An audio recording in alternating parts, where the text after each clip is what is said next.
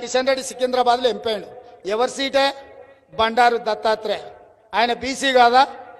ఆ BC seat ఆ BC కేంద్ర మంత్రి గుంజుకున్నది కిషన్ రెడ్డి కాదా? ఒక బీసీ అధ్యక్షుడు ఉంటే ఓర్వలేక బండి సంజయ్ని దింపి కిషన్ రెడ్డి ఎక్కాడు. ఒక బీసీ బండారు దత్తాత్రేయ ఎంపీగా కేంద్ర మంత్రిగా ఉంటే ఆ బీసీని దించి కిషన్ రెడ్డి కుర్చెక్కాడు. కానీ మీ సోదరుడు రేవంత్ అన్న పిసిసి అధ్యక్షుడు ఉంటే దిగి ఎవరికి ఇచ్చిండే? మహేష్ గౌడ్కి ఇచ్చాడు. నేనా నువ్వు ఆ బీసీల పక్షపాతి అని నేను అడుగుతున్నా.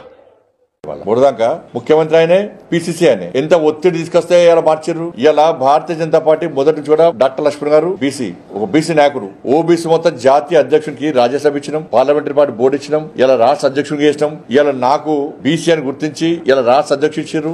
రాష్ట్ర అధ్యక్షుడి కంటే ముఖ్యమైన బాధ్యత ఇచ్చిన విషయం రేవంత్ గుర్తుంచుకోవాలి. జాతీయ ప్రధాన కార్యదర్శి ఇచ్చి కేంద్ర మంత్రిగా నాకు గౌరవం ఇచ్చిన విషయాన్ని రాష్ట్ర ముఖ్యమంత్రి గారు గుర్తుంచుకోవాలి. మేము డైరెక్ట్ బీసీ ముఖ్యమంత్రి అన్నాం. మరి కాంగ్రెస్ పార్టీ బీసీ ముఖ్యమంత్రి అనౌన్స్ చేసే దమ్ముందా? పార్టీ పోస్ట్ కాదు, రాజ్యాంగబద్ధమైన ముఖ్యమంత్రి పదవిని ఇస్తాను, మేము బీసీకి ఇస్తాను. మరి కాంగ్రెస్ పార్టీగా దమ్ముందా? ఈ ఎమ్మెల్సీ ఎన్నికలను కాంగ్రెస్ పార్టీ రెఫరెండంగా చూస్తుందా చెప్పాలి.